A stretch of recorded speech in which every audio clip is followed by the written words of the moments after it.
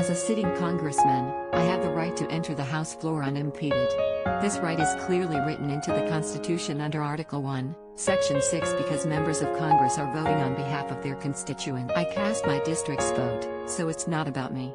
Searching my person as a condition of entry into the House floor effectively impedes me from undertaking my legislative responsibility and blocks the right of more than 700,000 citizens to have their voices heard in their legislature. It is not only my vote that suffers from Speaker Nancy Pelosi's policy of intimidation, it is the vote of honest, hard-working, patriotic Georgians of the night. With the placement of metal detectors outside the House floor entrance, the Democratic majority is attempting to drive the narrative that Republicans are a threat. Nancy Pelosi's own words set the stage when she declared, "The enemy is within." But this is completely. I spent 28 years as a Navy officer, including 3 overseas combat deployments, fighting to defend the constitutional rights of all Americans. I was also on the House floor during the difficult events of January 6 and remained behind with a few other Republicans to assist the sergeant-at-arms and Capitol police officers in barricading the main entrance when rioters attempted to. This action helped ensure the House remained secure. The idea that I or any of my congressional colleagues are a threat is a complete insult. Democrats and the radical left continue to try to silence Republicans through fear and intimidation. In addition to this action, they are calling for new domestic terrorism laws and a political litmus test for citizens to serve in positions of authority like the armed forces,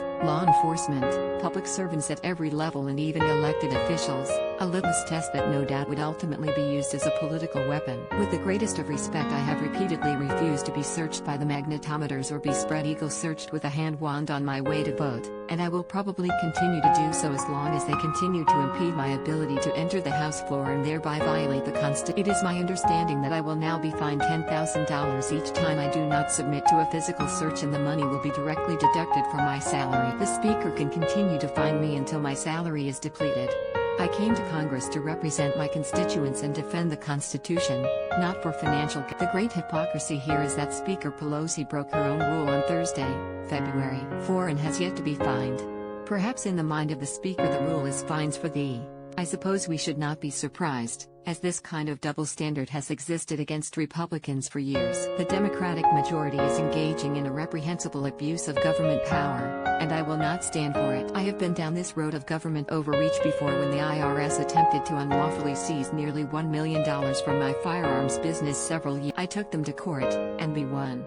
I then pressed the fight in Congress and, through the legislative process, got a bill passed that stripped the IRS of the authority to seize legally earned money through civil asset forfeiture. President Trump signed that bill into law on July 1, 2019 as part of the Taxpayer First. I did not give in then, and I will not give in now.